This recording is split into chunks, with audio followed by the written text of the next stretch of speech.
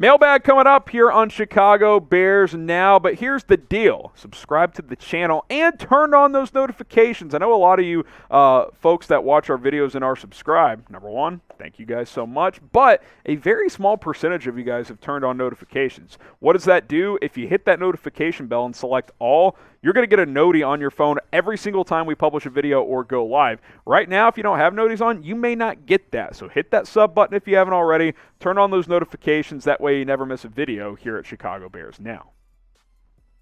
Welcome into the show. Harrison Graham here, ready and eager to answer all of your questions. We'll kick things off with Tyler Smith as he sends in a question. Trade Robert Quinn to the Chiefs for a second and a sixth. I could see that for both sides. Chiefs need an edge rusher. Robert Quinn may or may not be happy in Chicago. I would take that offer if I was the Bears. I'm not sure that the Chiefs would send a second for him. Third and a sixth, maybe that's more of the range, but I'm very fascinated to see come July 26th, will Robert Quinn report to training camp? We'll find out. Matt Nagy, what's up, Coach? Does Justin Fields make the Pro Bowl in his second season? Trubisky did. Yeah, he's like a third alternate, but I mean, we'll see, right? Obviously, if they have alternates, there's a good chance that he will. They usually do have alternates. We'll have to wait and see. He's got to stay healthy. He's got to improve, obviously. Luke Getsy hopefully will play to his strengths unlike you did, Coach. So, buckle up, stay tuned, and enjoy holding that clipboard in Kansas City. Wayne Kerr saw the Vegas odds have the Bears over under at 6.5 wins. Is this what you were laughing at earlier? Where do you fall with the Bears win total? Well, Wayne Kerr, I saw this too, actually. Over under 6.5 wins.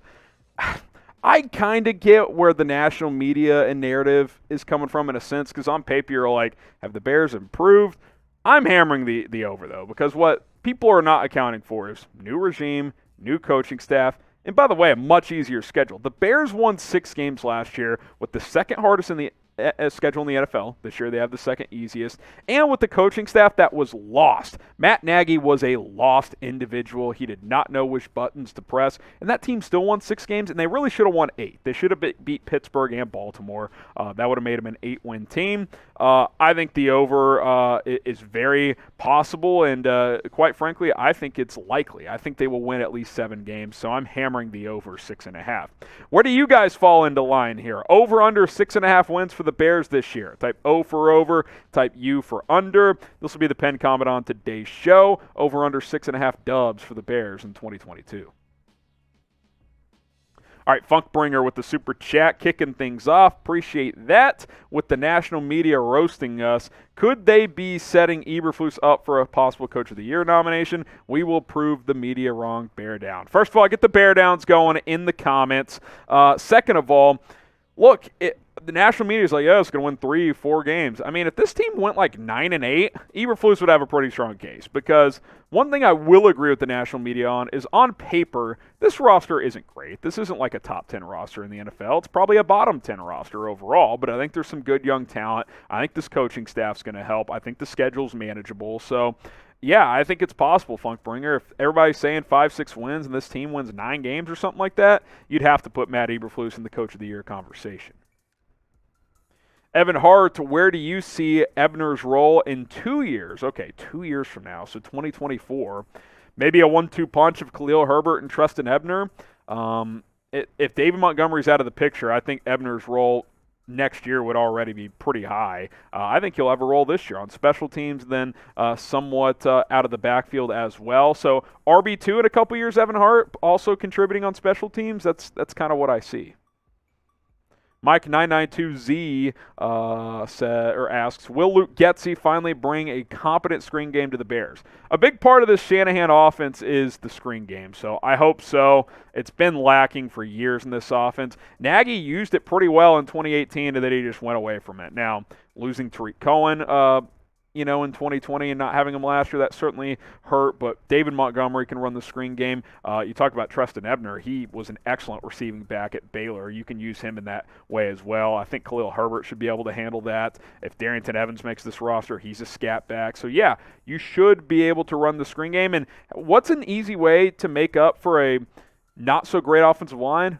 Run screens. Get them out on the edge so they're not having to hold up against strong pass rushes. So, yeah, I expect 3 to 5 screen plays per game, quite frankly.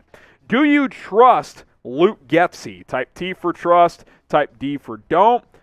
Cast your votes down in the comments section. Hopefully he runs some screens this year. Give us a follow over on Rumble for some free and uncensored Bears content. Also, you can find other sports creators, news anchors, politics, tech, business, other content creators as well. A cool feature of Rumble is you can keep listening to our show while keeping other apps open. Bonus Bears videos from time to time as well. Rumble.com/Bears now. Help us out. Give us a follow over on that platform. Jonathan Shepard is next up here. Will Jack Sanborn step into the Sam linebacker position with recent news? Will he even make it to the 53-man? So I assume the recent news you're referring to is Matt Adams getting arrested a couple weeks back. I don't view Adams as a starter anyway. I have him penciled in there, but A, I think this team's going to run a lot of nickel, and B, I'd be surprised if Adams was this team's number 3 linebacker. I do think Sanborn has a good shot of making this roster. I'd like him to be the Sam linebacker. He was a good player at Wisconsin. Nick is next up here. #Bears. Trade Quinn in a second to the Seahawks for DK. Done.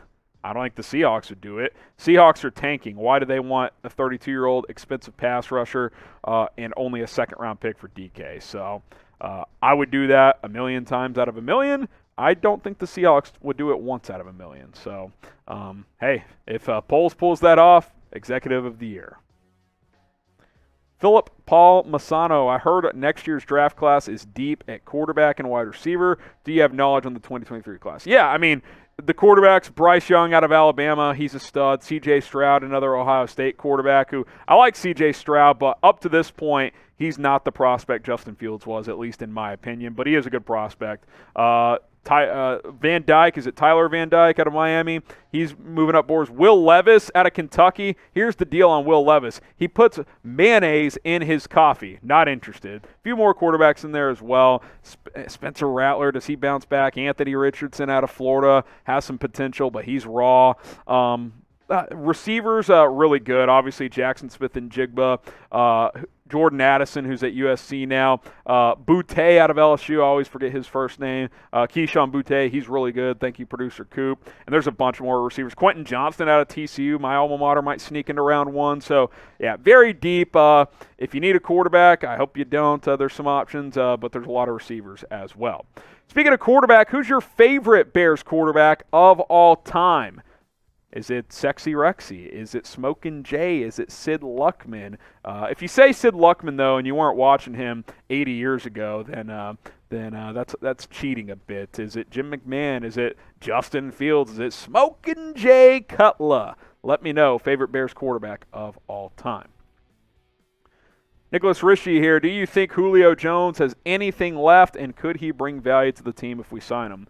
I think he could bring value. At worst, he's a guy that's been through the battles. He's played at a high level. He should be able to teach some of these young guys a thing or two. A guy like Velus Jones Jr. could benefit from having a Julio Jones around. At best, maybe he can be an 800 to 1,000-yard receiver. That would surprise me if he was a 1,000-yard guy again. He's just had a few injuries pile up recently, but can he give you a little bit more than what you got in 2020, for example? 50 catches, 770 yards, 3 touchdowns. If he gave you something similar to that, if not a tick more, maybe 60 catches for 800 yards and a handful of touchdowns, that would be awesome. Now, the injuries have piled up. Last year he couldn't stay healthy with the Titans, but I think if he came in here and was healthy, he'd be a solid number 2 receiver. Ron Pandy. Wow. What position do the Bears need most? Name a player, please. Let me see. Offensive line, let's be honest. Dwayne Brown at left tackle, Quentin Spain at right guard, Eric Flowers at right guard, Eric Fisher at left tackle. Those are some free agent options on the offensive line. If you want to trade for someone, Andre Dillard from the Eagles, got to get better up front.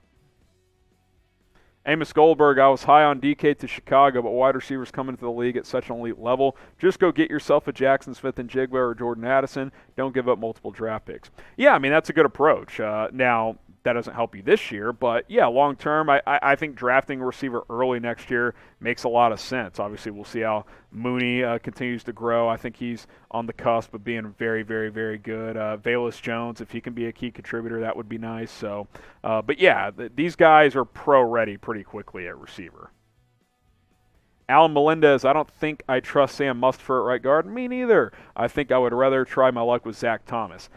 Look, if you were hanging me over a bridge today and said, pick a guard to give the Bears the best chance to be successful out of those two, I'd probably pick Thomas because Mustipher stinks. I mean, that's just how it goes. So I would rather go with Zach Thomas, but I would also rather, outside of both those options, just sign a vet. So see what happens. I'm with you, though. I don't like their options there. Hit that subscribe button here on YouTube. It's youtube.com/BearsNow. Turn on those notifications. That way you never, ever miss a video like this mailbag. We'll continue to keep you guys in the loop with the latest Chicago Bears news and rumors as we progress through the 2022 offseason. It's youtube.com/BearsNow. Go ahead and subscribe on YouTube.